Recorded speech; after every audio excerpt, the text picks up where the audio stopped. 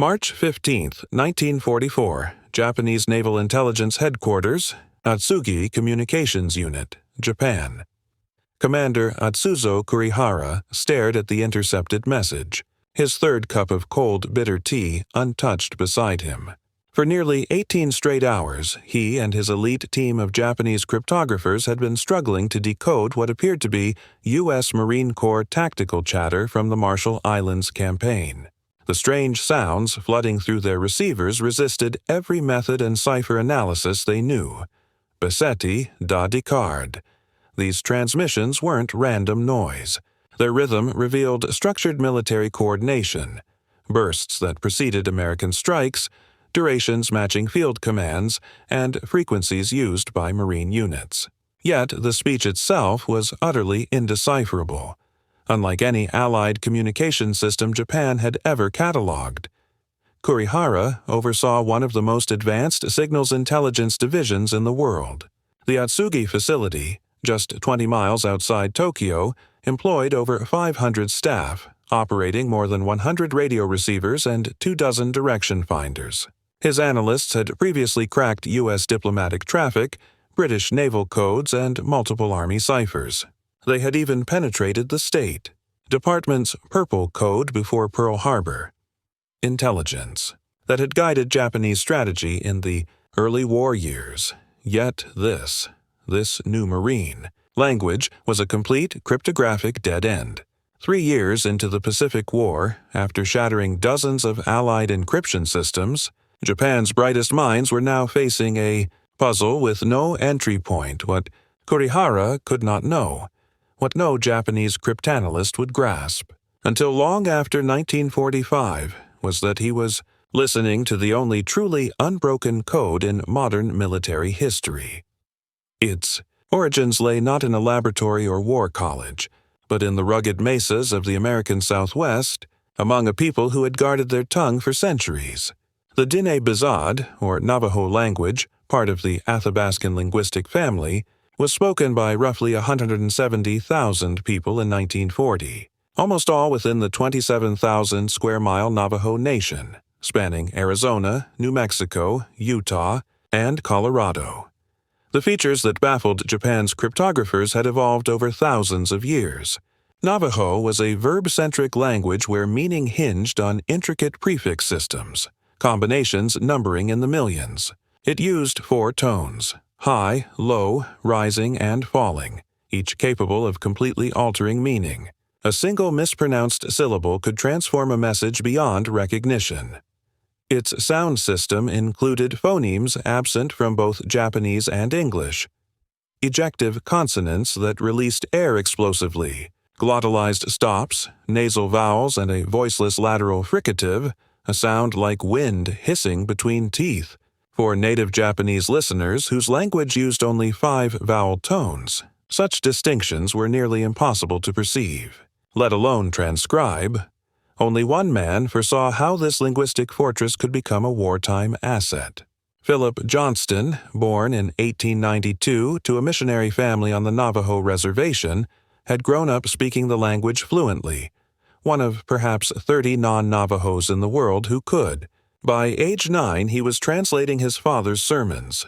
By 15, he was interpreting for Navajo leaders in Washington, D.C., even meeting President Theodore Roosevelt.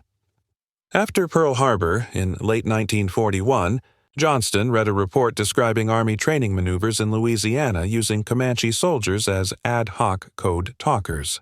Remembering that Choctaw troops had done something similar in World War I, he realized the potential for something far greater: a formal, standardized military code built on Navajo, a system that would be both impossible to break and fast enough for modern combat.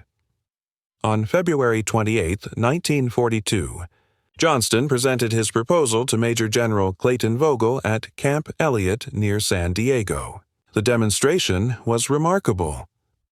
4 Navajos from Los Angeles transmitted messages while Marine officers timed them against standard procedures.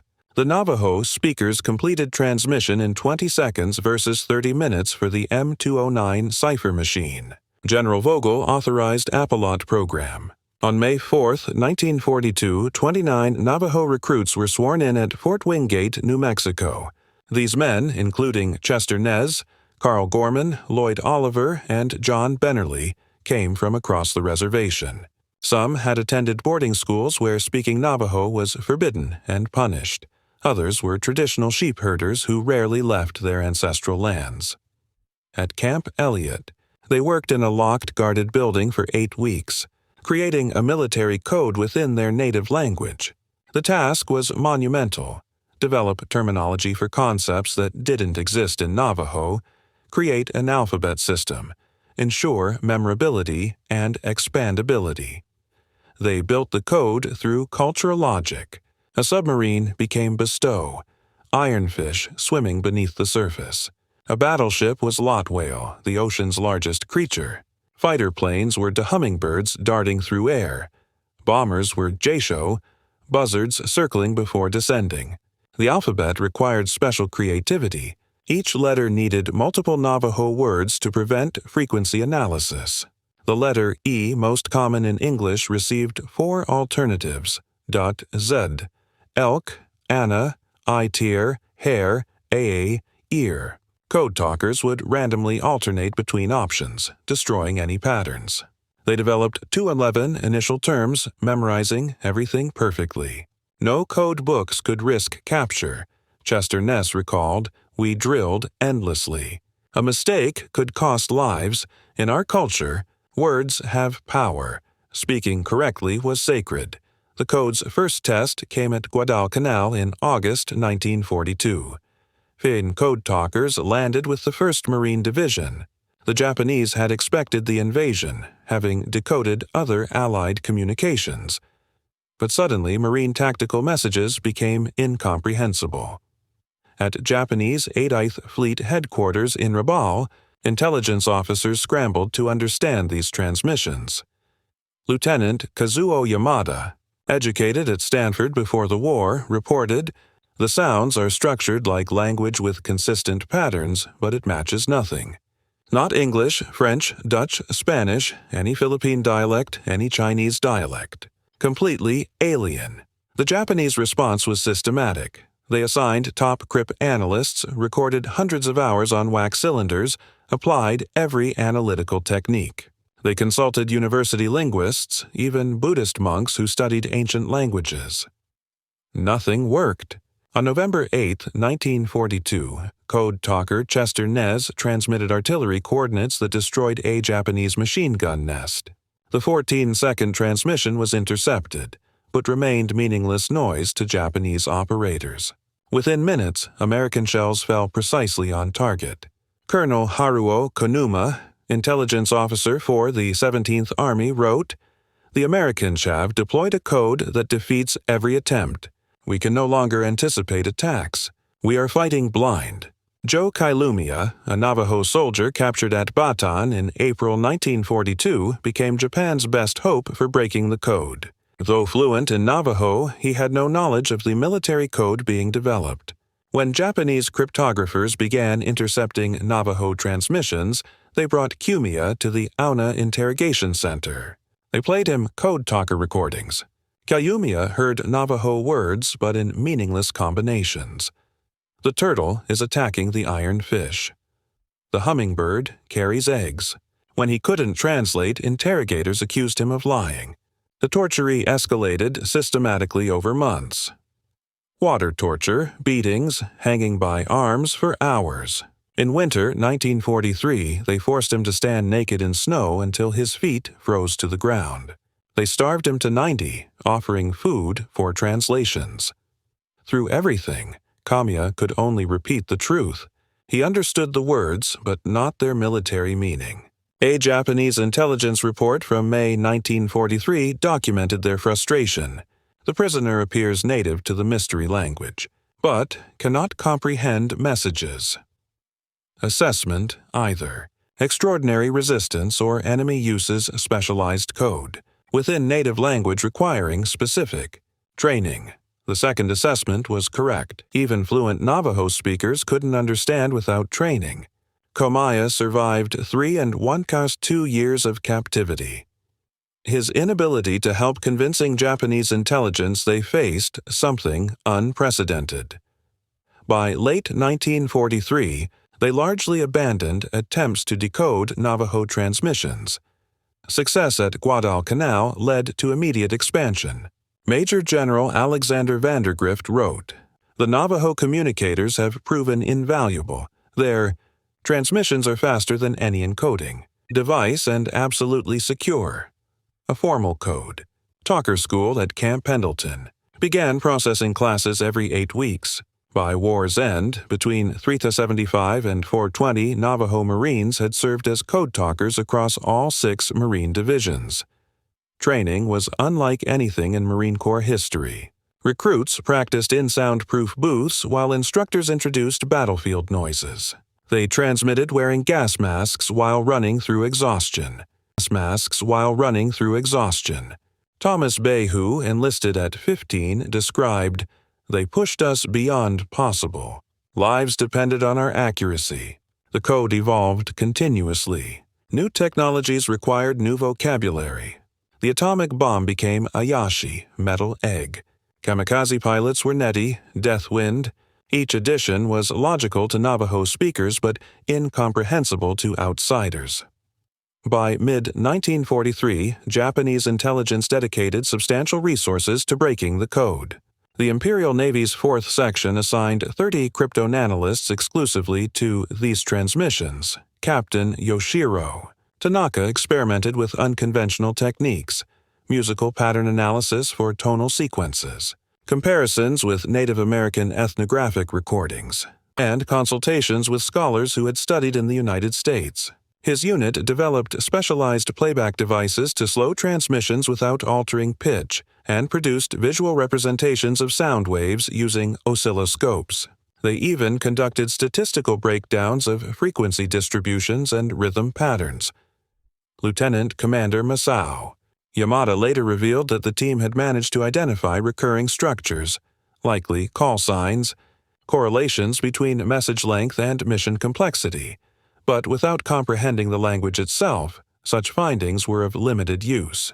Desperate for progress, Japanese High Command issued orders to capture Marine communicators alive, offering bounties of 10,000 yen, equivalent to 10 years' salary, for any recovered equipment or documents. Despite several near captures, no code talker was ever taken with their gear intact. The Central Pacific Campaign underscored just how strategically vital the code talkers had become. At Tarawa in November 1943, 6 Navajo operators maintained flawless communication through 76 hours of relentless combat. Lloyd Oliver alone transmitted continuously for nearly 2 days, directing naval bombardments under constant artillery fire. During the Marianas Campaign, 24 code talkers worked in non-stop shifts at Saipan, although Lieutenant Commander Takashi Harukawa had previously deciphered standard communications to predict invasions. Once the Marines landed, Japanese tactical intelligence simply vanished. Colonel Takeshi Saito later wrote, "Our commanders felt blind, cut off from the information they had always relied upon." At Peleliu, code talker Jimmy King transmitted for 6 straight hours during a counterattack after his partner was killed, coordinating artillery fire from 3 battalions and sending 40 flawless messages under direct assault. The Battle of Iwo Jima marked the pinnacle of the Navajo Code Talkers' contribution. Major Howard Connor directed the entire initial assault using Navajo code. 6 operators, working in rotating pairs, kept up an unbroken stream of communication. Throughout the invasion's critical first 48 hours, General Tadamichi Kuribayashi had spent 2 years transforming Iwo Jima into an underground fortress with 11 miles of tunnels. His defensive strategy hinged on intercepting American messages to time counterattacks, but the plan collapsed entirely. Within 48 hours, the 6 code talkers transmitted over 800 flawless messages, coordinating 30,000 Marines, 100 ships of naval gunfire, air support, logistics, and medical evacuations, all under withering fire. Major Connor later testified, "Without the Navajos, the Marines could never have taken Iwo Jima, Colonel." Shigeo Hayashi reported to Kuribayashi that U.S. field communications were utterly indecipherable. Artillery requests that took 20 seconds in Navajo would have required half an hour using conventional codes, the difference between annihilating enemy positions and losing them. At Okinawa, 35 code talkers managed communications for the largest amphibious assault in the Pacific, 183,000 troops over 82 days. Japanese operators tried signal jamming and even voice imitation, but they could never reproduce Navajo's unique tonal qualities. Lieutenant Hiroshi Miyamoto's attempts to mimic it, according to code talker Alfred Newman, sounded like someone gargling while trying to talk. On August 14, 1945, Code Talker Teddy Draper transmitted the most historic message of the war, Nehema Idigini Adanil, Japanese surrender. It passed first through Navajo channels before reaching command, a symbolic conclusion to their wartime legacy.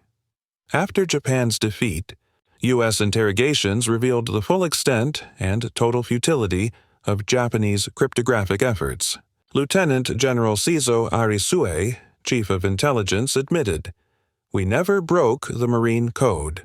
We penetrated Army, Air Force, and diplomatic systems, but the Marines' tactical code remained impenetrable." Captain Yasuji Kawamoto echoed this failure. "We recorded thousands of transmissions. Our finest linguists studied them for 3 years. Nothing succeeded. It was our greatest cryptanalytic defeat. By 1944, analysts suspected the language might be of Native American origin and requested German assistance. But wartime obstacles and Germany's ignorance of such languages prevented any breakthrough." Colonel Masao Yamada conceded, "Our inability to interpret Marine communications cost countless lives. After 1942, every Marine operation remained a mystery until the moment it began." Major Hiroshi Tanaka, who survived Iwima, described the psychological impact. "We couldn't understand their words. It made us feel primitive, defeated before battle began." The war's end didn't end the code talkers' burden. The program remained classified for potential Cold War use. Code talkers returned home unable to discuss their service with anyone. They returned to states denying them voting rights until 1948 in New Mexico and Arizona, 1957 in Utah. Hotels and restaurants refused them service. They were heroes who couldn't reveal their heroism. Chester, last of the original 29 who died in 2014, wrote, "We were warriors who helped win the war, but couldn't tell anyone." The burden was heavy. Many found healing through traditional ceremonies. The enemy way ceremony purified warriors from warfare's spiritual contamination. Dan Urke explained, "We had used our language to direct death. We needed it for healing. The ceremonies reminded us our language was sacred." In 1968, the program was declassified. The first recognition came in 1969 at a 4th Marine Division reunion. President Reagan declared August 14, 1982, as National Navajo Code Talkers Day. The most significant recognition came July 26, 2001, when President Bush presented Congressional Gold Medals to the original 29 in the Capitol Rotunda. Only 5 originals survived to attend. Bush declared, "Today, we honor 29 Native Americans who gave their country a service only they could give." Chester responded, "We were ordinary men given an extraordinary task.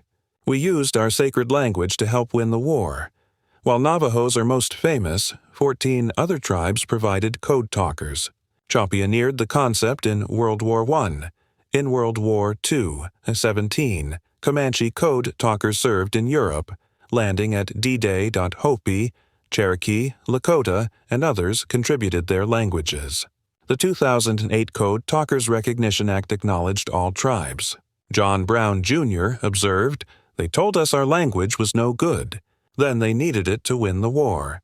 The code demonstrated Native American languages' sophistication. Code talkers modernized Navajo in real time, creating grammatical constructions and adapting metaphors for military purposes. The agglutinative nature allowed complex ideas in single words.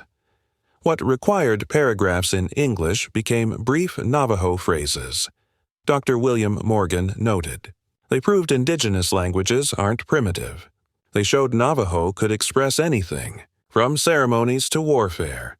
The Navajo Code introduced cultural encryption security through linguistic barriers no mathematics could overcome. This influenced post-war intelligence operations. The concept remains relevant as quantum computing threatens mathematical encryption." Colonel David Hatch evaluated. They achieved something unique. A code never broken, never compromised. It proved human linguistic capability could exceed mechanical encryption. In the 1980s, Japanese scholarship examined their failure. Professor Teo Yoshikawa revealed 30 cryptanalysts worked exclusively on these transmissions for 2 years consulting multiple universities. Captain Minoru Yamada revealed, "We knew it was Native American by late 1943, but couldn't identify which language." Lieutenant Commander Shigeru Fukumoto admitted, "Using a native language was so simple, so elegant. We never considered it." In the 1990s, photographer Kenji Kawano documented Code Talker survivors. His exhibitions in Tokyo and Hiroshima introduced Japanese audiences to thestory. Code Talker Albert Smith told Japanese audiences, "We were both warriors. My language helped defeat you, but now helps us understand each other." In 2010, the Japanese Association of Intelligence Studies Symposium featured an Admiral Hiroaki Arbe. The Navajo Code represents perfect encryption. "We had Asia's best code readers yet were completely defeated."